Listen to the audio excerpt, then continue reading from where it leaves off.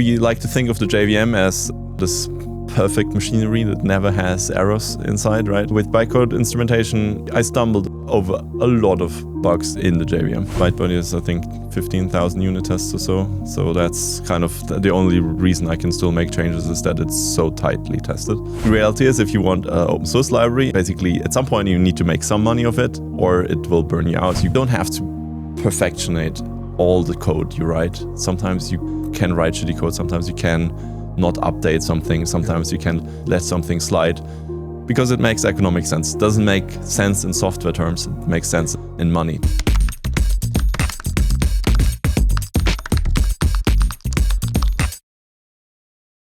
Hi folks, and welcome to a new episode of the Marco Show. Today we're going to be talking about ByteBuddy, which is, I find, a very exciting library in the JVM ecosystem, which actually powers most of the JVM ecosystem. And I wanted to learn more about how it works, where it came from, how it's being maintained. And I have no better person with me today who could tell me all about that. So hi, welcome, and who are you? Hi, thanks for having me. I'm Rafael. I'm a software developer based in Oslo. I'm a consultant, but most people who know me from my work in open source in the Java ecosystem. As you said, ByteBuddy is my main claim to fame. Main claim to fame. I would say, yeah, still after all these years. But yeah, I'm also doing a couple of other things. I'm heavily involved in the Mockito library and yeah, a few other things. But all around code generation still is my main For topic. people who don't necessarily know what ByteBuddy is or what Bytecode Instrumentation actually is, could you just in a couple of sentences explain what it's all about? Yeah, so I guess everybody knows what a compiler is to some degree. You have some input and you get out a program that can be executed by the JVM.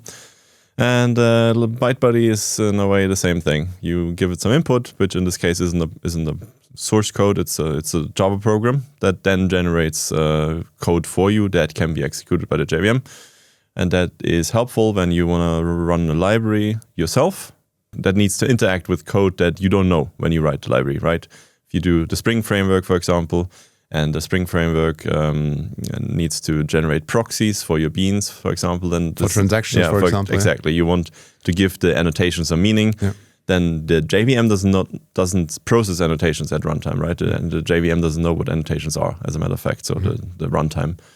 So you have to kind of inject that into the code, and then you have to do that by generating code and then mimicking the interface that your user supplies. And of course, when you write a Spring framework, you wouldn't know what that interface is because it is generic.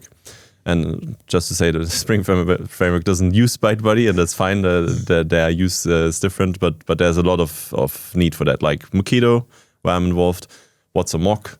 A mock is basically a subclass to some degree. In the simplest case, it's a subclass of your own class where all the methods are overridden.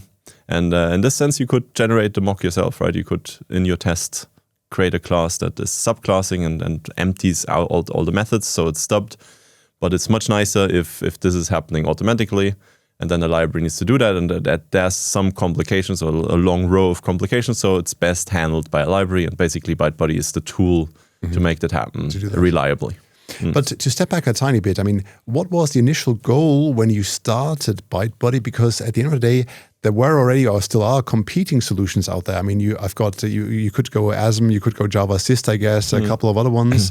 Why did you start ByteBuddy in the first place? So what specific problem did you try to solve back then that you thought these other tools maybe couldn't solve? It's more of a personal reason that happened because so I'm from here around the corner, right? Around the corner, yeah. So I lived in Munich for quite a while, but I moved to Oslo after studying abroad and everything, and started living there. So I kind of had some time on my hand, limited social options in the beginning. So I was just interested in open source. I had like a background from academia a bit, so I was kind of entering software development from the side. And so I was playing with open source a bit while building my new life in a new town. And I was helping out in a project that used CGLIB at the time.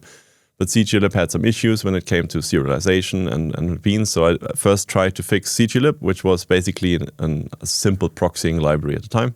It means you actively try to contribute to CGLIB back then? but there were some fundamental assumptions in CGLIB that basically prohibited me from making this fix. So I couldn't make the fix without breaking the library to a degree that all the users would have to change their code. Of course, that's not feasible.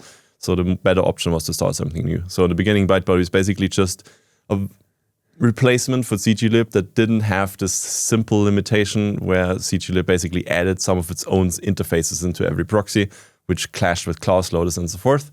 And that was fixable. So that was basically this beginning, and then basically goes from there. And then I added something here, added something there. Someone else wanted to use it, and so forth. But hold on a tiny second. Yeah. So I get it. Okay, so let's say limited social life, whatever, and you come from a totally different background, economics actually, that you did. That's true. Still, however, then I mean, CGLIB and Bytecode Instrumentation is not. I mean, how is that the first thing that you kind of found to kind of work on? I mean, you could have just. I mean, today people would vibe code some app or whatever, or build something end user facing. But I mean, Bytecode Instrumentation is relatively low level. Yeah, no, it's to some degree. The answer is just that was random. I was looking into a few things, and I basically just was looking into where can I contribute in open source. And you have some very popular domains where there's a lot of action going on. Right. And then you have Bytecode Instrumentation, where basically CGLIB at the time was abandoned. And then you had JavaSys, which is also a Bytecode Instrumentation library. JavaSys is developed by a Japanese university professor in the 70s. And there hasn't seen any contributions, I think, in over a year. So I think this is also fading out. So this was just a space where you could contribute without having to provide on a level that I wasn't used to yet. So building your committer profile is something you also have to do to some degree. And I was 25-ish, 26-ish. So I was just looking for something to do, basically. I thought, all right, nobody bothers to do this, so that I can have a look, I guess. And simple as that. My colleague Anton, and you know him as well, Anton Ahipov, asked me, would it be fair to say that ByteBuddy and the direction you took with it, that it's kind of the Hibernate of bytecode instrumentation? Well, no. I wouldn't. I would. Depends on what you mean by that, right? I mean, I guess Hibernate has some reputation that I don't think is justified of being oversimplistic and breaking the abstraction. So ByteBuddy is a convenience wrapper. Actually, you mentioned ASM before. Yeah. ASM is basically a bytecode parser and emitter, but it's very low level. You need to know the bytecode specification in detail to being able to write proxies with ASM. Or the class file API that was introduced in Java 24. It's the same idea, basically, to some degree. Have to be careful here before some Oracle guy sees that and writes me an email. So like, no. But so the idea of ByteBuddy is you shouldn't need to know the intrinsics of bytecode and the class file. You know Java from before, right? Every Java developer knows Java. So ByteBuddy wants you to give an API that is Java-like to instrument code, right? You can tell ByteBuddy, you're right, all types named like this, all the methods named like that, or all annotations this and that. I want to add this code that is Java code to the beginning of the method. Please make that happen, right? And then the library handles that. And then in the end, ByteBuddy also uses ASM to emit that bytecode or the class file API, depending now what you choose. Right, and, so we're essentially delegating all the ASM knowledge to you.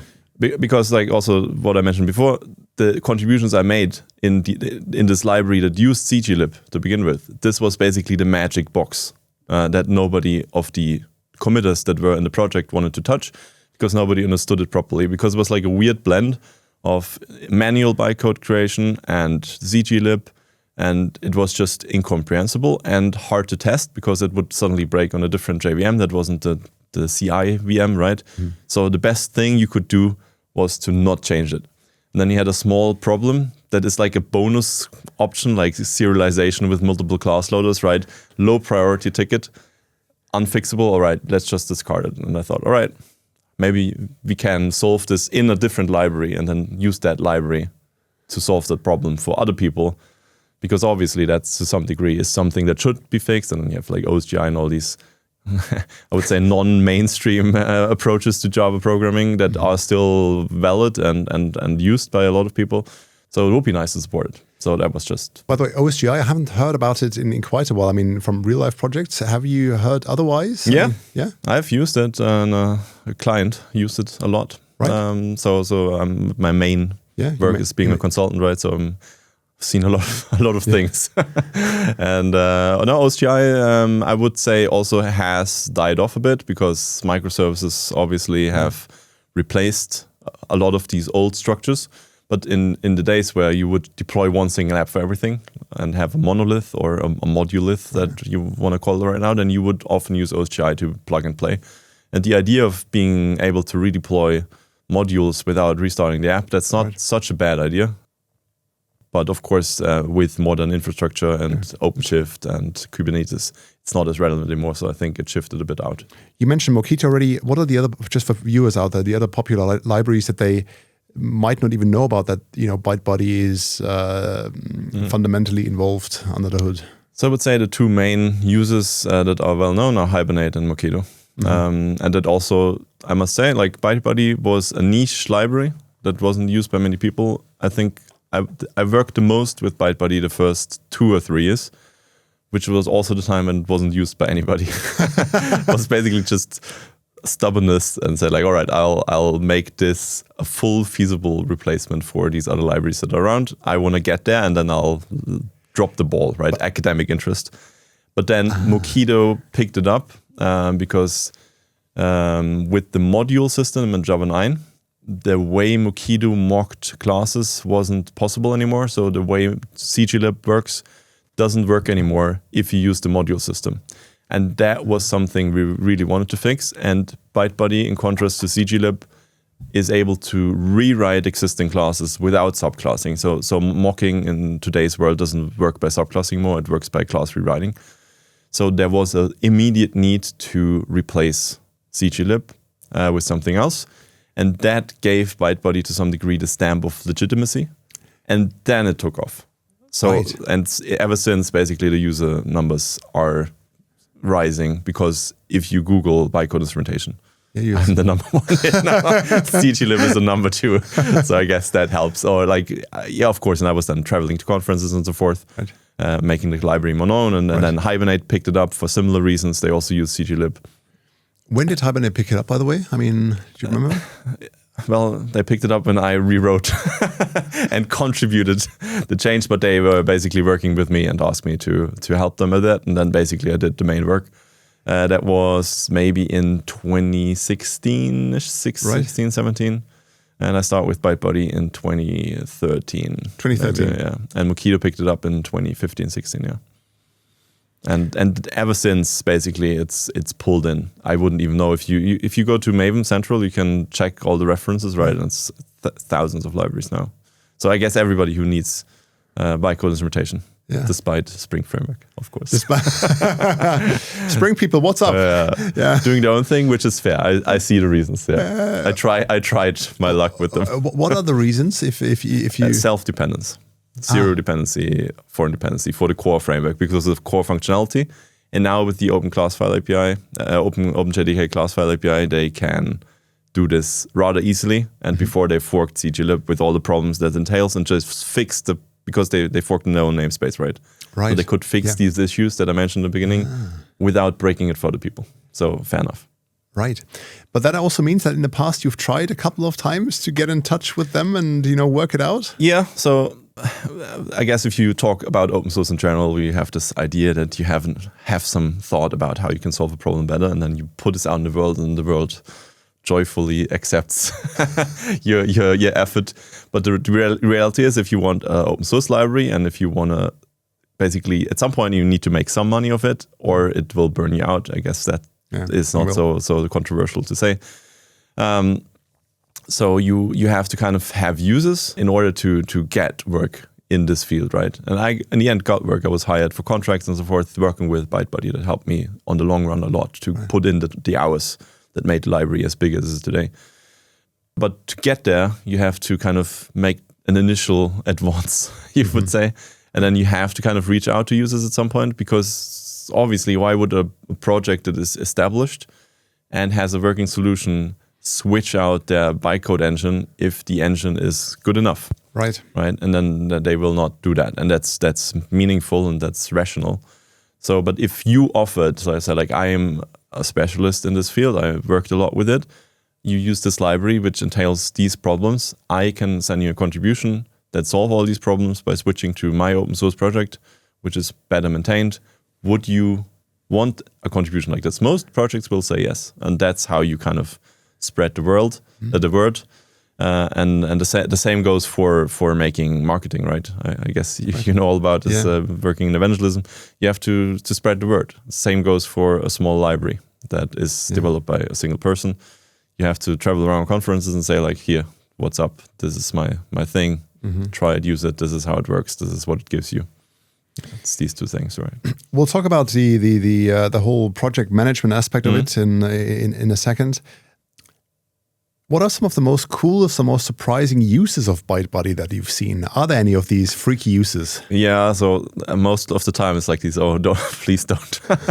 so Bytecode Instrumentation for some time was used as like a performance voodoo.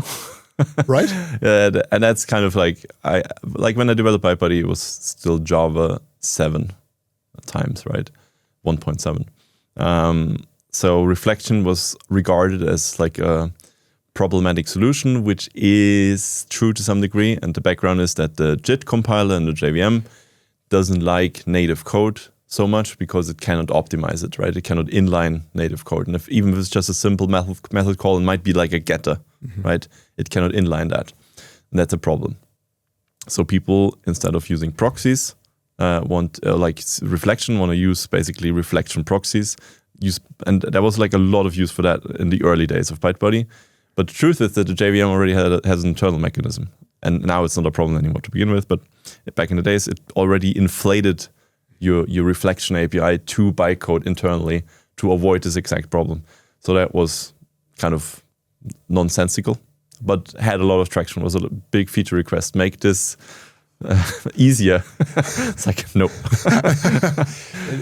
Did you try to anti-evangelize this then? I mean... I was very clear about, like, in my first ever standard presentation, like my summer of 69 of conference talks that I held over and over around the world. That was one slide, right? Actually, to avoid further requests in this direction. But yeah, it was basically because CGLIB had it, right? So they kind of, maybe in Java 3 or so, when they introduced that, it was an actual issue. And then I had to kind of, since I was compared so much to the other libraries, you kind of, in the beginning, had to justify why you did things differently and why you didn't offer all the features they offered. And it's just because times have changed. And that's also kind of why ByteBuddy, I mean, I couldn't have written ByteBuddy when the people that wrote CGLIB. I could write ByteBuddy because Java 8 was around the corner. So I had a strong focus on being compatible with Lambda expressions, right? Single method interfaces and so forth. So the whole library API was designed around that. You couldn't know that when you wrote CGLIB. So CGLIB was the best solution at Java 3. ByteBuddy was the best solution at Java 7 and Java 8 coming up. And now, possibly, if you want to beat me off the market, I think, like if you have a strong focus on the class file API, for example, you could probably write easier, leaner library than ByteBuddy is. Don't give away the secrets, the competitive secrets. What are some of the strangest or maybe hardest bugs you've ever, encountered? Because I guess with such a topic, I mean, there must be some pretty hardcore bugs. So surprisingly, we like to think of the JVM as this perfect machinery that never has errors inside, right? With Bytecode Instrumentation, I stumbled over a lot of bugs in the JVM, like JIT compiler bugs, especially the seg faults, so forth. If you instrument that class, there's an assumption in the JVM, so you have to kind of lock it or at least create a user exception out of something that should be legitimate on this JVM. Then you have OpenJDK. Then you have the IBM thing that I forgot. OpenG9, which also sometimes I had to send pull requests to OpenG9 to avoid bugs in Java programs, right? Because everybody, and I would say the JVM-TI, so the instrumentation API, is the least favorite API of all people working on the JVM. It's something they try to restrict because the openness of that creates a lot of headaches when you want to make assumptions about how the JVM processes code. So it's gradually locked down from the inside to avoid that you make certain breakages, and you shouldn't like instrument the string class, right? You shouldn't instrument Java lang object and so forth.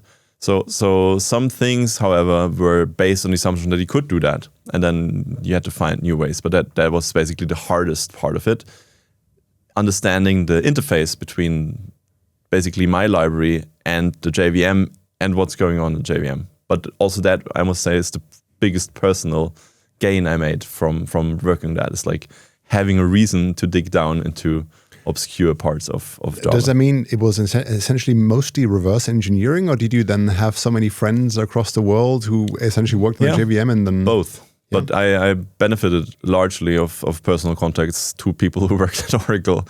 It's like going to the conference, like, I have this weird thing, can you have a look? And then, all right, let's try a debug VM. All right, there's a missing lock here in this method of JVM-TI. Yeah, we have to fix that. And then, but I would say instrumentation works reliably only since Java 11. Java 8 releases still have a bunch of bugs, and if you have customers, right, and they contract you in for helping them with these issues. That's kind of what they need you for. And then you get some bank in Brazil that runs Java 6, and then they have this tooling that does monitoring, right? And they inject some code through a dynamic agent. Did you have to do that? Did you? Yeah, no, I didn't have to go to Brazil, but but then they said, like, we cannot really share the code because it's not for sharing. Yeah. We can tell you what JVM we run, but it's also a commercially licensed JVM, so you cannot download it. And this is the seg fault we're getting. Can you make a best effort fix on your end? And then often, of course, you cannot, and you have to tell them to upgrade. How did that story end in that case? Yeah, sometimes it's as easy as, all right, you see from the seg fault that the JIT compiler tries to optimize some code with ByteBuddy frames in. It's basically what happened, probably, then you have to guess, right? All right. It was de-optimized and then re-optimized because the agent came in and wanted to rewrite the code. So the JIT compiler is then giving up on its old state of the native code that it created from the program it was presented, right? And then with ByteBuddy inside, it had to create a new program, and there's maybe a loop that you can say, all right, this loop is a bit funky. Maybe I'll remove it and I'll flatten it. And then I'll give them a snapshot build of ByteBuddy without that loop and let them try to run the agent again, and then it works. And I said, all right, there's a bug in the JIT, probably in Java 6. And now I changed the input to this buggy JIT compiler, and now it works. I wonder just how I would feel if someone sent me a snapshot version of a library, told me there's a bug in the JIT compiler. It's wild. It sounds wild to me. Yeah, it is in a way, but it's if you run old versions of Java, that's kind of what you have to take up. But that's kind of, to me, it never made sense. Like they say they save a lot of money, but then they have this whole supply chain of people who have to work around this weird non-update policy because they don't want to risk something. But that risk to me, it seems like bigger, but that's corporate decision making. That's something I don't even try to break into. How do you then, by the way, manage, let's say, testing all of that? Because, I mean, depending on the Java version, depending on maybe different, JDKs, depending on, it seems to me there's like 5,000 dependencies which could kind of break down, kind of. How do you manage to even assure that the quality of what you're doing is... So rigorous testing, obviously, is the most important part. ByteBuddy is, I think, 15,000 unit tests or so. So that's kind of the only reason I can still make changes is that it's so tightly tested. And then thanks to modern CIs. So ByteBuddy is still supporting Java 5. Thank you, corporate decision making. But to some degree, that's where the money is, right? It's kind of these clients that need help for reasons.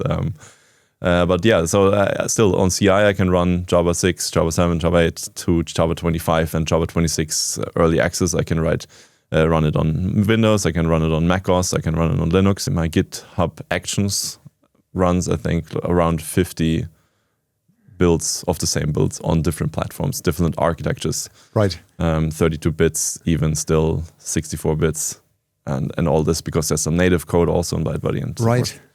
So, but yeah, it's kind of thanks to modern infrastructure and me writing tests from day one to a degree that I even found sometimes like, do I really need to test this small issue? And then 5 years later, this small test fails as a single failure in 15,000 tests, and you think, all right, true, I forgot about this corner case. Wild. Yeah.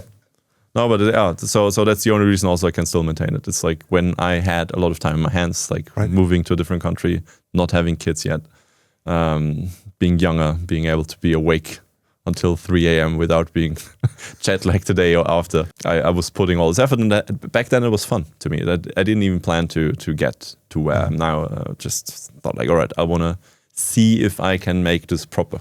That's kind of self-challenge, right?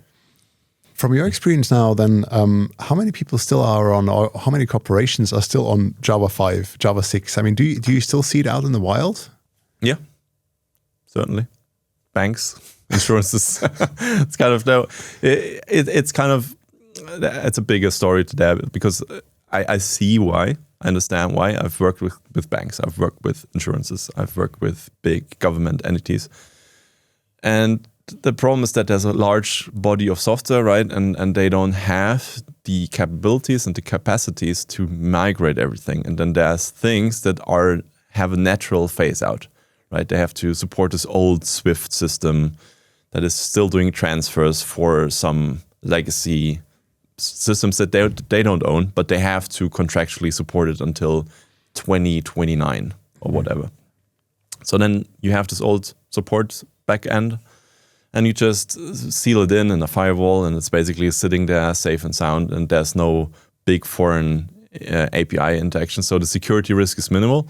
And then if they want to rewrite that, they would need someone who looks through the code, reproduces the code. It's super important that this is exactly doing the same thing. So it doesn't make sense to migrate or to change a thing. And then they made the decisions they made, and this ran on WebLogic so-and-so, and migrating it to the new Jakarta API just doesn't make sense. It would be such a big effort. So it's more important to seal it in. But then they still want monitoring, and a lot of ByteBuddy users that are commercial users and that contract me in are like tracing tools or monitoring tools. They still want to monitor these things because, of course, if they run out of memory and crash, they want to know that, even if it's a legacy system. So there's a need to interact with these systems, and that's why they exist. It's not, people like to make fun of that, right? Stupid banks, stupid insurances don't know how to upgrade their software. But it's business decisions that are economically incentivized that make sense from economic stance. Sometimes it's just habit. Old systems we don't upgrade, we phase out by letting them die off. So, and you could say like in this particular case, it would make sense to rewrite it because it's such a small app. But then there's a principal idea of not doing that. So it's more complex than that, right? But at a general basis, it sometimes makes sense to keep something on Java 5 out to 2032. Yeah. On this isolated box. Yeah, I think it's very well put. I think, as you said, the fun making is easy, but it's actually all very understandable reasons. Yeah, and I think like it's a bit of a disease in our branch that we're very, people in software still earn well. You can have an engineering job that isn't really focused on making sound economic decisions. That's something I first learned when I was working contracts and basically earning a share of what I earned. That I realized like, whoa, is my time really that expensive?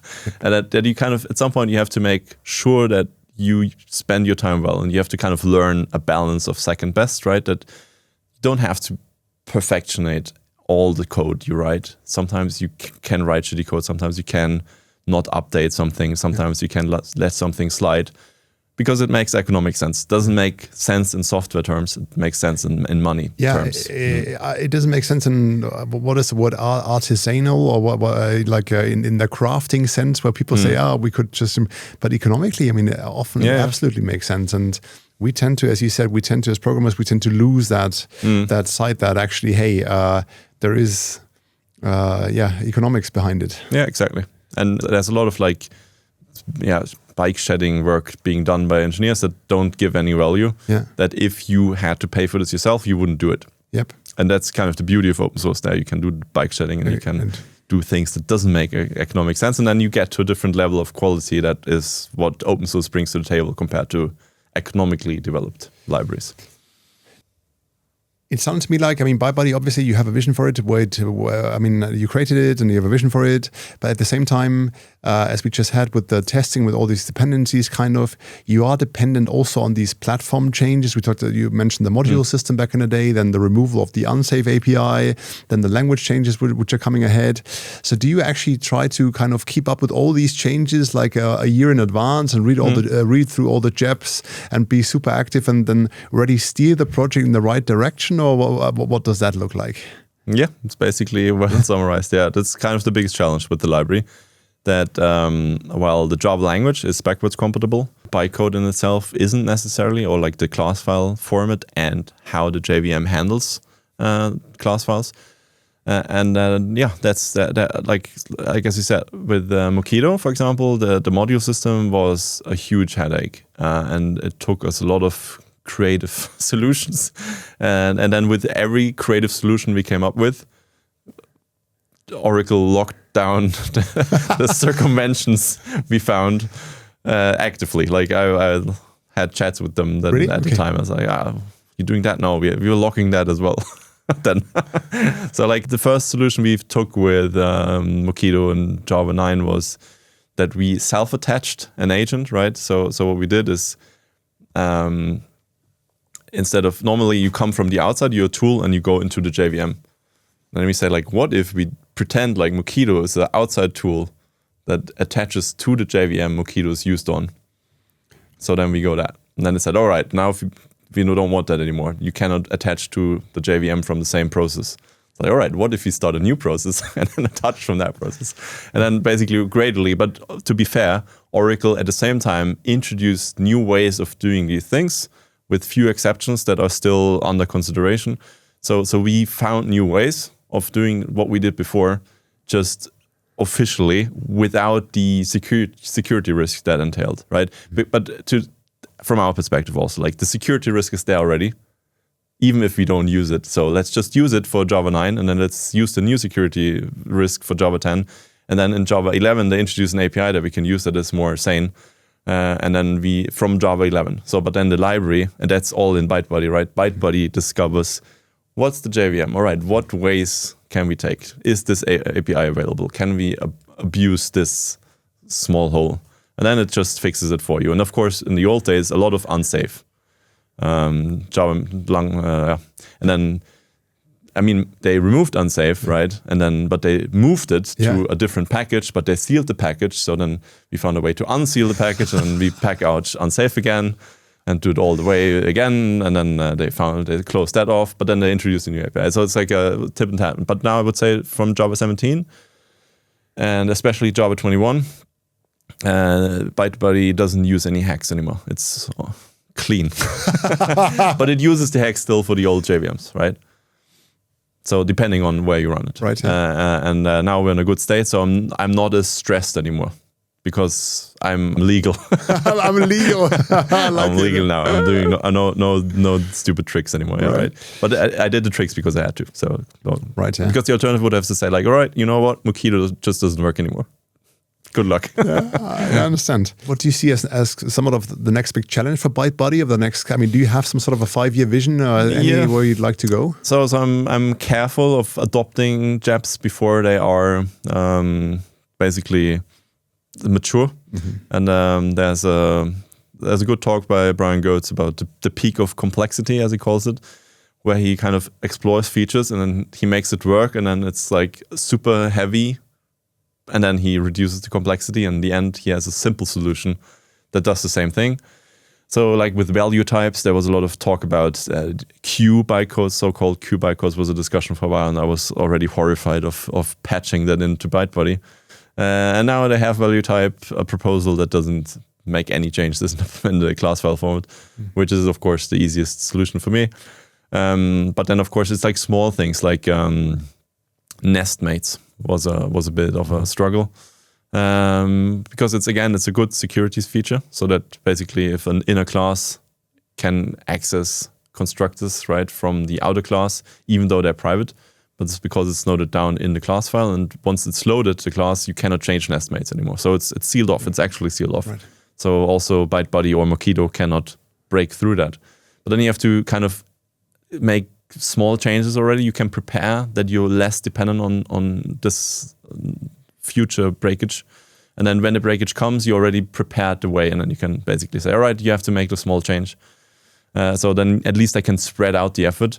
If I don't do that, then there comes Java 25, and then comes the flood of tickets saying like, Mockito doesn't work on Java 25, right? And so like, all right, why doesn't it work? All right, I haven't anticipated that. And then hopefully I can fix it. And hopefully without API changes. But like as I said, now we're in the clear when it comes to use of unsafe API, of using native tricks. So JNI was also like always a last resort. If Java doesn't do it, just do it in C code and whatever. No rules anymore, right? And all these tricks are pretty much deprecated with few exceptions that are for more specialized users, I would say. So they're not having this large ecosystem impact. I think this kind of brings us already to the whole topic of maintaining such an open source project. And again, I wanted to start at the beginning just once more. And you mentioned already, 2 or 3 years until the Mockito picked it up at the end of the day, or that you worked on it, and we were kind of stubborn working on it. What kept you going in these 2 and 3 years? Because, I mean, you could have also, there's 20 other million things you could have done in that time. But were you just, so you created it, and obviously you're user number 1. Do you remember how you got your first 5 users, or the first 3 users back then? How did that work? It's really hard to track how many people use you, because I mean, you can look at the download numbers, and then of course there's a couple of 10,000s all of a sudden, but it's because of CI servers constantly pulled it. But even before that, when you started out, I mean, did you just send it to friends, or how did that work? Yeah, not really. So in the beginning, I didn't really plan on anything with it, and it's kind of, why do people run marathon or do the Ironman, right? Yeah. It's like you set yourself a goal, you want to do it, and then once you're there, can stop running. I don't know. And that's kind of where I was like, all right, I wanna dig down into this field. I wanna teach myself how to program in Java better, because I came from, like, I was in economics. I did Starter, if you know what Starter is. No. Horrible. If you hear that, Starter people, horrible programming language for statistics. It's like basically Microsoft for R. Oh, right. Okay. So it's much easier than R, but once you do something complex with it, but in academia it's popular, or used to be popular 15 years ago when I was there. So if you do like big ordinary least square regression models or something, you use that and you put in like Excel, a lot of data, and then it runs through it and it gives you output. So I come from this, and I come from MATLAB, so I didn't really use Java much. I used it a bit, but then I stopped trying to be a professor or whatever I would have ended up as. And then I entered software development, and then thought, all right, I should learn this. And obviously people do things differently than in statistics. So that was the incentive. All right, I need to sit down and try to write a library that works well. And once I've done that, I can sell my labor more efficiently, and I know this craft much better. And then it turned out to be something that was useful, but that was never the intent when I sat down to begin with. And I think this won't work normally. If you start open source, if you start to develop something, never expect it to be successful, because you will most definitely be disappointed. It will likely not work. The ByteBuddy is the exception. Would you then, from your experience, say that if you started a new open source project today, that you should actually I don't know, focus 50% of the time writing and then also 50% on, as you said, going to conferences, talking to people, trying to do marketing, whatever that is, and outreach? Yeah, unfortunately. And I would say that has become much harder as well. ByteBuddy was exceptional success that I couldn't have planned for. And it needed, like, I had time on my hands. I had a goal that wasn't dependent on success because it will take years to get somewhere. Plus, I was young enough and I submitted to conferences, and it's really hard. It was really hard back then, but it's almost impossible now to get funding from conferences to travel there if you don't have a name already. So I was lucky enough. My first conference I ever spoke at was Java 1 in San Francisco. And that was because I just submitted it. And then when they accepted it, I went to my then employer and said, they like, for it. Yeah, they paid for it. It was totally unexpected. But I think, first of all, they were like a bit like, oh, right, Java 1, okay. We can possibly market that to our customers and win contracts. But to be fair, there's no business in a Norwegian consultancy company to send someone to San Francisco to present something on their obscure code instrumentation library that will have 60 participants and will not even be published as a video. But they still said yes. So and then I basically just said, all right, now I broke through the wall already. So now I just continue to submit to conferences. And I was like, it wasn't economically feasible for me as well back then to say, all right, you know what? I don't want a raise this big, but I want a budget for conference travel. So basically I self-funded the boot up. And that's just because I enjoyed traveling back then, because I could like visit a few cities, and I was always trying to get conference to pay for my travel, but it rarely happened. Right now, I don't have the problem anymore. Normally, when I submit somewhere and I get accepted, I can ask for funding, because I think it's because ByteBuddy is a household name, Mockito is a household name, right. So there's something attached to my presentation that they can sell again, and the economic of conference is the same. I kind of understand also why conferences don't want to get some self-made obscure niche library presented and then pay €1,000 for flight and hotel to have 20 people watch with half a ear while everybody's on their phone, right? Right, yeah. So I understand that, right? But it's hard. It's really hard. And this market for attention that we have in conferences is also much more professionalized today. There wasn't as many evangelists back then. But now everybody understands that if you present something, if you present your company, your product, that's how you build a brand. And then you can sell cloud services around this and that. And there's a bigger infrastructure of economics behind it. So companies like Microsoft or Oracle or Google or JetBrains, you can advance people to present for a product and then make the money later. For me, that also happened. I make the money now. I put all the effort in years ago, but I didn't know that there was money in there at all at some degree. So, but yeah, the kind of a random coincidence that made happen that I had the time to do the library and to travel around to advertise it and make it sort of successful. One question in that specific Java 1 case, because I mean, I guess legally, so ByteBuddy, you've always worked on ByteBuddy out of working hours. I mean, out of normal working hours. It was your side project, kind of, and you probably kept it like that, I suppose. But then you went to your employer and said, hey, by the way, I have this side project, and then I want to fly. Could you please pay for it? Was there ever kind of a leakage between, your corporate consulting work and then working on ByteBuddy, or did it then at some point merge anyway because it was the same at some point? Or so, from my experience, like, that's two totally different jobs that involve sitting in front of a computer, both of them, and writing code. Is being a consultant and doing like consumer software, or like writing some banking software, or writing some. I've done taxation software in Norway the last 9 years. Basically, I quit now. It's 12th of December. It's my last day. 31st of December is my last day. But I've done this for the last 9 years. That job is totally unrelated to what I'm doing for example, I have a couple of US clients working heavily in ByteBuddy, like startups, right? That startup work has nothing to do with the tax software. They both involve writing code to some degree, but it's very, very different, right? So the link between these two, even though they have some stack in common, it's non-obvious. So there's no way that they would know how they can fund my library and get like some legitimate reason to fund me. I don't think that corporations necessarily don't want to fund open source software, but it's just too far away from what they use in their daily lives. It's like these specialized startups that have that, but it's so different ways of software making that's not. I see it as, and I enjoy that. I enjoy doing both because it's so different. So when I get bored of meetings and these meetings, we also make fun of them the same way we make fun of corporations not updating.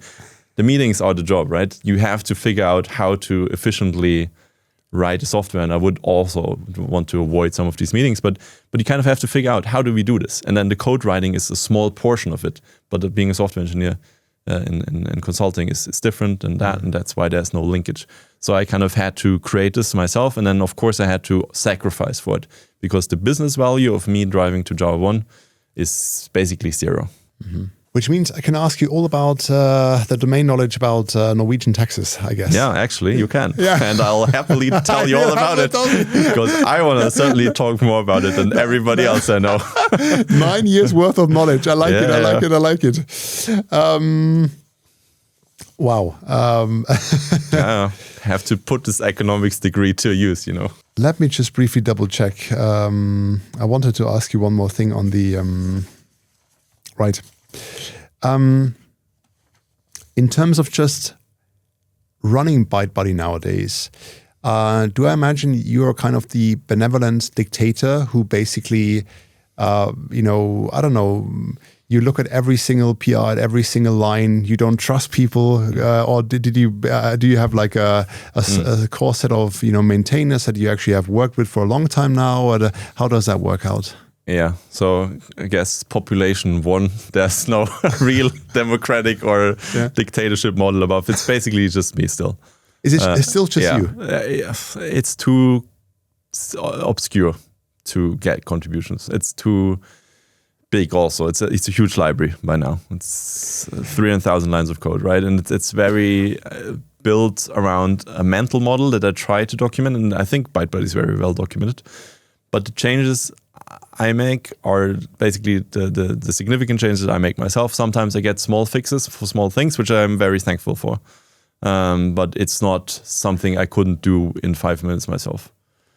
But yeah, I still try to keep it consistent, keep the code base clean, keep it as well tested as I'm used to. And I'm trying not to evolve it anymore.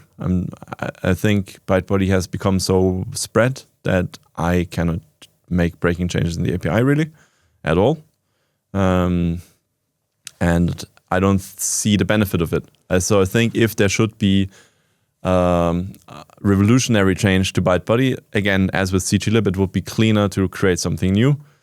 At the same time, the JVM, the bytecode level, the bytecode format have become sufficiently complex that I don't think anybody can realistically create a new library like ByteBuddy without putting in a huge effort. And I think ByteBuddy is still good enough to do the job for a couple of more Java versions. And also, the JVM has converged the class file format quite a bit to, I don't think there will be big changes anymore in the future. They try to make a lot of the changes behind the scenes in the JVM, also because that doesn't require you to recompile programs, so you can take old programs and just upgrade the JVM and get most of the benefit. So I think that's where the journey is going. I think they all will converge. Have you ever felt pressure in terms of that it is being so widely used and it is a big project and you're the only sole maintainer, so to speak? I mean, have you ever spent, I don't know, sleepless nights where you thought, oh, where's this going? Can I still, Ironically, no. No? Don't really care if your program fails. Right. In that sense. that's when I want to have it on video. I don't really care if your program... I'm doing my best, right? And if you have some particular problem, then you just have to hire me in, worst case. That's how the game is played, I guess. Sure. And it's a patchy license, right? There's no liability. You use it on your own. Right. You get a huge benefit. Right, if you had to develop a program in house like ByteBuddy, it would cost you multi-millions of dollars, and then the people using library like ByteBuddy intensely, that's Silicon Valley startups where money is flowing around senselessly, and then some of that money goes to me, hopefully, so I can continue my work. But the big value goes to someone else anyway. So if that fails because I made a small mistake, then maybe the system is broken. I don't think that's my problem to that degree. So no, it doesn't really bother me. And what about burnout? Did you ever have, I mean, now you've maintained it for such a long time, were there ever any dips in motivation where you thought, okay, now it's enough, just topic-wise? Not like that. I definitely took breaks developing. When there was other things, like when my daughter was born, for example, I took some break and just focused on different things. And that never really. But there was also, I think, maybe a bit fortunate because the big changes in JVM were not aligned with my personal life events. So, but that's like I said, I would never felt pressure because in the earlier days I didn't have like big contracts around ByteBuddy. So there was no obligation on my end, and I never felt the obligation. And also, I never felt like some people reported there can be like a rough tone and requests from users, and I never had a single incident of that sort. I never had negative feedback, never had demands. And if someone really needed something in the library, they often reached out to me and asked me if they can pay for that. So that was fair. Right. Always. And no, I also never felt that. But I think it's a personal thing. If you feel it, then you feel it for different reasons, and that's outside pressure. It's more like you make your own pressure. Right. And that's of course something you have to practice. But I think I'm a rather relaxed person when it comes to responsibility, fortunately enough. Right. So I can put this aside. I can not think about ByteBuddy for weeks if I need to. That is something that kept me sane in this sense, I think. Yeah. Is there any sort of advice you would give developers who today want to start any sort of open source project? Well, since what I mentioned before, I think just expect that nothing comes out of it. And if you can accept that, then go for it. But expect it as an exercise, right? It's super hard to get attention these days. When I started, there was no Twitter. Really, I mean, there was Twitter. It wasn't like as big of a thing. There was not as many social media for tech. There was, of course, Hacker News already, but you had a fair chance to get to the top. All these channels of spreading information are so overwhelmed now from a constant flood. We now even more KI bots, right? AI bots, conferences are spammed with. I mean, I'm on JavaZone helping out to organize conference. We get 10 times as many submissions for talks as we have spots, right? And it's not been like that when I started at JavaZone 13 years ago. That we had maybe 3 times as many submissions or 2 times as many submissions as we had spots. Because this field has become way more professionalized. There's way more open source from actors more to advertise for their cloud platforms and so forth. And that's a good thing also because there's money put into library development that wasn't there before. But the story of the single person creating something from scratch, being fully unknown, and then getting out in the world, and then everybody hoorays him through the gates of heaven. That's just not how it works, right? So there's a huge effort behind it. And the biggest and most complex effort is not the technical bit where you sit down and write the software. The most complicated bit is to spread the word. and both. Spread the word so you will conquer the world. Yeah, exactly. Yeah. And that's hard and requires money. So you have to think about if that's important to you. And maybe you're lucky. There's exceptions to that, I'm sure. But like everybody, you and me, I guess, can also feel that there's so much stuff. And I'm not on Twitter anymore. I deleted my profile in the end because so much stuff and so much nonsensical stuff because it is also machine-driven spamming. Yeah, and you have to kind of break through that. So be prepared for that's quite hard by design, right? Yeah. By the way, because you've mentioned AI, just in general, I like to ask everyone who comes in what their take on AI is, if they use it. I mean, if you use any AI coding agents on a daily basis. So what I mentioned before also again, there's two different jobs, right? And I've done both. I've done the Silicon Valley startup gig, highly technical work, writing tooling for developers or whatever. And I've done consulting for different clients in Norway, where it's not as technically focused, it's more domain focused. Very different things. So if you know some people in the scene and you talk to them, like how Anthropic and all these companies fronted, right? Soon the developer won't exist anymore because Claude can generate this all much better. And to some degree, do you actually know what the job is, right? Do you know that the coding part is so small and the finding out part is so big, right? All the meetings, the finding out, the talking. And of course, there's a technical core to it. And maybe that becomes easier or more reliable or more consistent over time. But there's such a big step between like the domain experts and the software that facilitates the domain. And then there's even a similar big step to the actual coding. And that's mostly what the junior developers do, right? And that's a shame if they don't have the possibility to understand software anymore. But my job is very little coding in this regard. That's why I like also that the Silicon Valley type as a balance. So I ping pong between those. But I'm totally fair. I'm doing mostly consulting these days. And I also enjoy that a bit more than I do let's rewrite this thing a bit to make it a bit different, right? But this actual domain, translating domain into a working data flow, it's mostly thinking, it's mostly meeting, it's mostly finding out, it's mostly understanding domain. I know as much about Norwegian taxes now as I know about Java, I would say, because I've done it for 9 years. And I have had to kind of understand how everything works together, how the flow through the different institutions within the institution, right? So I don't think it's going to be hard to make a prediction on AI. So I might be totally wrong, but I think from the limited knowledge that anybody has, I don't think it's going to be the big AI revolution in the consulting software, domain software focused area. It might have a much bigger impact on Silicon Valley, where they just produce tooling mostly for. But still, for yourself on a daily basis, do you? I mean, sometimes even use ChatGPT just to instead of Googling, for example, for stuff. Or I use it for writing emails.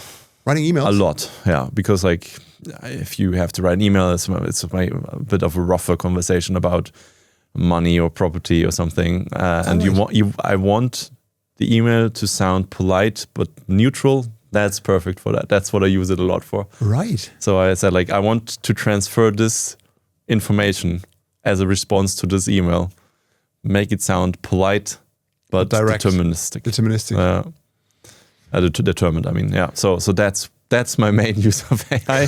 I used Copilot and I used Claude. I used Cursor. Of course, I explore these things and I want to see how they work. I was very fascinated in the beginning. And I'm exploring a new open source project right now in the little free time I have. Do tell. Yeah, I'm trying to write a build tool that is they're fixing that. That's like an itch I want to scratch. Right. And I think the idea I have is pretty solid, and I want to try it out a bit, but I haven't finalized first proof of concept yet. But I'm on it. We're talking competition to Maven, Gradle, and is that? I wouldn't call it competition. Yeah, but like Maven, I think, and Gradle, both decent tools. I think they both miss the point. However, I want building to happen in Java. I don't want build tools to use a different concept than the program you write. So I think Java builds should be written in Java. And now the JVM has reached a state where you can use source file execution and you can basically model it. And also from a security perspective, I think build tool security is hard. It's so easy to inject, and I'm super paranoid since if someone captured my keys to publish ByteBuddy, right? As I said, like it's the left pad of Java. A lot of people use it just a little bit. They don't, but you can hide something here in a static initializer, right? that just reads your SSH keys because you just write the build, you just run the build, and it executes ByteBuddy, and then someone could publish a malicious version of ByteBuddy. All the GitHub action auto updates immediately push that. That's why, like, if the few times I broke something in ByteBuddy, I know within 10 minutes, and not because people are so fast to updates, because the freaking bots do it immediately, and then the builds break, and then some of the bots even auto tag the project. Right. So then the bling, bling, bling email comes in, right? And you can fix immediately, right? And then the bots fixed the fix. And humans are never involved besides me. But yeah, if someone abused that and could get a static initializer run in the build, they could grab anything and just send it to some server, right? Yeah. So the very under discussed risk. So I think it should be more containerized building. It should be isolated. IntelliJ even has as a default, if you open a project that is not known from before, it asks you if it should actually load it or if you want to preview it. Yep. Which is sensible. It's not like that for MAVEN. It's not like that for Gradle. And what kind of pushed me over the edge was Bazel. It's like, now it's enough. Okay, because I see why Google and that's kind of what pains me a bit about. Backtrack a bit, that big corporations push so much open source these days, and small developers are hard to get through with their stuff. Google and all these others, they have very different needs than the Norwegian tax authority, right? Still, they push their nonsense to the big market, and then someone suddenly says like, "Oh, maybe we should use Bazel," and then you look into it and it's like, what is that? Like, who came up with this idea? This is like, if you build a car, right, and it's a very fast car, but doesn't have seat belts and there's no outer isolations on anything. It's doing the thing, but you have to be super careful and really know what you're doing. And that's of course because at Google there's a whole team that only works with the build, but that's not how anybody else is working. So you have this whole I can go on an endless rant on tooling, like Kafka. What's that? Why do we need it? Most people don't need it. And Hazelcast, all this grid computing, I've seen that, and then I come into projects and they kind of fully crashed against the wall. It's never the domain that's the problem. It's always like someone built some complex tool in there that has some legitimacy in the Silicon Valley space. It is so interesting, and there is no disrespect on Kafka whatsoever. When I think back on on my journey with it, so then at some point you had ActiveMQ and you had people sending a couple of messages whatsoever back in the day, and then there was RabbitMQ created. RabbitMQ back then had kind of the thing was super fast, and then people said, no way we can use ActiveMQ anymore. You have to now go RabbitMQ, and then a couple of years later, suddenly it was like, there's Kafka. Forget about all the other stuff. You have to use Kafka. And then it's just funny to see these evolutions, and no one actually knows why you suddenly have to switch to the next big thing and what the what it actually solves. But I mean, it's just kind of it snowballs into that. And it's also a lot of like APIs. We had this phase where everybody wanted to write reactive code, which is horrid. Like not needed by 99.9% of all software.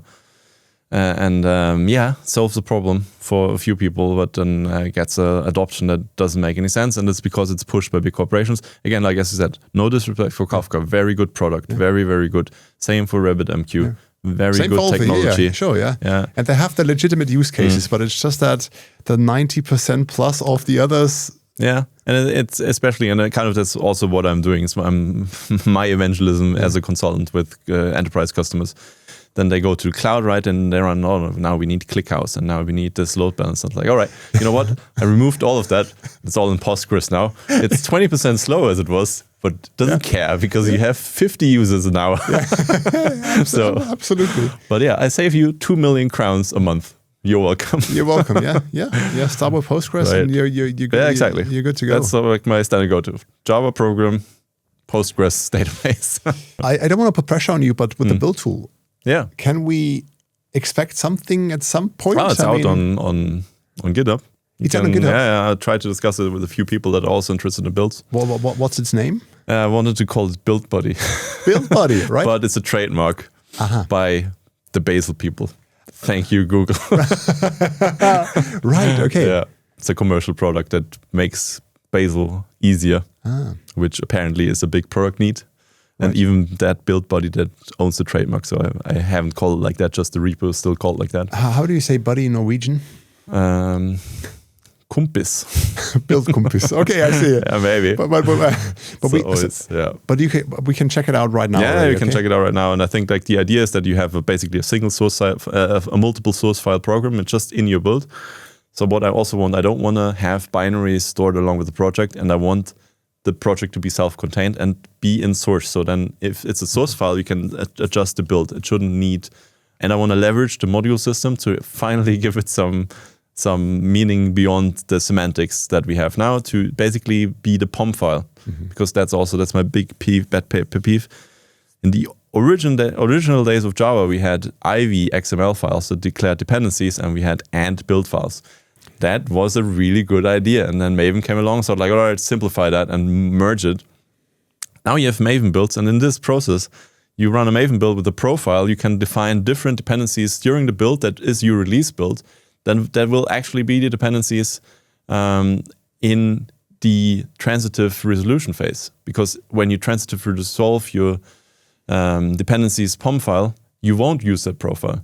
Also, you have like version ranges where you can pin old versions down the tree, which will propagate to your whole. That's also a really big security risk. And that's kind of, I'm more aware these days of security risk because I was very careful. I wrote a Maven extension just to make sure the checksums of all my dependencies are the same as when I first built the project. So I'm inspecting all updates, run like I use AI for that. I use AI to, can you check this jar file to see if there's any obvious exploit? Right. Never found anything. But yeah, I'm paranoid there. So I'm trying to, and then I push these checksums to the ByteBuddy project. So they, with the project, and when I built the release that is published to Maven Central, it checks that all the checksums of everything that is part of the Maven process, that is part of the dependency tree, is exactly as I expected. So if there's any time some transitive error, like in some small build plugin that has been abandoned for 5 years and is picked up by some hacker in North Korea, I don't know. But it's how these things are propagated, right? It's not nothing I make up. That's how that works. That's the easiest entry point. Yeah. You get some, and it's more common in JavaScript space than it is in Java space, but we're not different in that sense. But in JavaScript space, it's well documented. It happens all the time. So I don't want to be the person who breaks makes absolute that sense, one. So and then I thought like, all right, how can I solve that better? So just walking down the stack to finally replace all the external things. But no, but I want to just see if I can solve this problem better and more efficiently. But I do it like a little bit here and there. I'm mostly thinking still and then scratching my ideas and then getting new ones. But I have a trajectory that is going in the right direction right now. All right. Then maybe to kind of finish off, I mean, from your experience now, I mean, from Texas government job to the startup world, from open source, is there any sort of wisdom you would like to give a junior developer who's now starting in the field nowadays? Anything you can think of, anything that you've learned over all these years and all these different types of projects, which you think this is something what I would like to pass along to, I don't know, whoever comes next? It's hard to give general advice, but I think like what I always say is like focus on the fundamentals. Try to understand what the things actually are. How the sausage is made. Yeah, exactly. Like try everything yourself. Like try to write a small Java program. Like try the Java tool, the Java C tool, the jar tool. See, just the Java stack is pretty lean. It's pretty easy, and then there's a lot of noise around it. But you just need to understand the core, and then you have to reach out into this one direction that is relevant for your common need. The tech world isn't as fast moving and complex as it sometimes can appear it is. Of course, AI has been, I would say, the biggest change I've observed. But from my perspective also, that this won't necessarily change so much. As I myself first, I thought like, all right, I'm fucked. But then I tried it like for real and said, all right, it just not pretends. Yet fucked. Yeah, right. Like it's like a junior developer who's really good in masking the errors in a different way. But it hasn't, like, even the really expensive models, and then they are really expensive as well. It's not even cheaper than hiring a junior developer at some point. Yeah. And they're still highly subsidized, right? It doesn't even cost a fraction of what it will cost once this needs to make money. Don't focus so much on the hype. Focus on the fundamentals. I've stick to that advice myself all my life, and that worked out well for me. Yeah, nice takeaway. Then before we come to our rapid fire section, which will contain some nonsensical AI questions, as always, That's what it's good for. Yes, that's what it's good for. We have a giveaway. We always raffle some licenses, which means you'll need to answer a question. Come close to the optimal answer. It always has to do something with the guest. Rafael, do we have a question which you would like the guest to have an answer to? Okay, so you have to watch all my talks, then you will find the answer. Right. What is the question? All right. So which class file format construct that is specified in the JVM and the Java Virtual Machine specification cannot be emitted by the Java compiler yet? Right. You might have to rewatch this question 2 or 3 times. Then also watch Rafael's talks. Give us your answers in the comments down below, and whoever comes closest to know who actually finds it. I mean, there's a deterministic answer. It's not like then we'll raffle some licenses, right? Super. All right. Then to come to the end, rapid fire means questions around the topic combined with where you're from, combined where you currently live. You're from Germany, you're from Munich, or let's say from around here. You live in Norway, you live in Oslo. A warm-up question. If ByteBuddy were a German car, which brand would it be and why? Not a car person at all. Probably a Volkswagen. A Volkswagen. Okay, right. No flashy things. No flashy things. Affordable. Okay. Affordable, and it works. Okay. And it does what it's supposed to do. It's not meant to be anything else. All right. Second one, snowstorm in Oslo or JVM crash in production. Which one's scarier? And neither, I would say. But snowstorm in Oslo can be inconvenient, to say the least. So I'll prefer to fix the JVM crash. I like that. Okay. To get the snow out of my yard. Right. What's more challenging for you, debugging bytecode or pronouncing a Norwegian street name? Debugging ByteBuddy. I've lived so long now in Norway that I fortunately do no longer struggle with these. Yeah. Right. And then the last one, which I had to read a couple of times because I don't know what to make of it. But if you could instrument one piece of Norwegian nature, say a reindeer or a fjord, what would you make it do? Okay, I guess the question means how could I modify Norwegian nature? Oh, that's hard. I actually like the untouchedness, the purity that Oracle also advertises for their platform to keep instrumentation out. Yeah. I can instrument mosquitoes away from Norwegian summers to not stick me, at least, or my wife and kids, so we get rid of those. Right. That might be the most efficient patch. That's a fair answer. Rafael, thank you very much. Thank you for sharing all of that, ByteBuddy and your journey. I find it super fascinating, and thank you for being here. Yeah, thank you for having me. It was a pleasure. Thanks.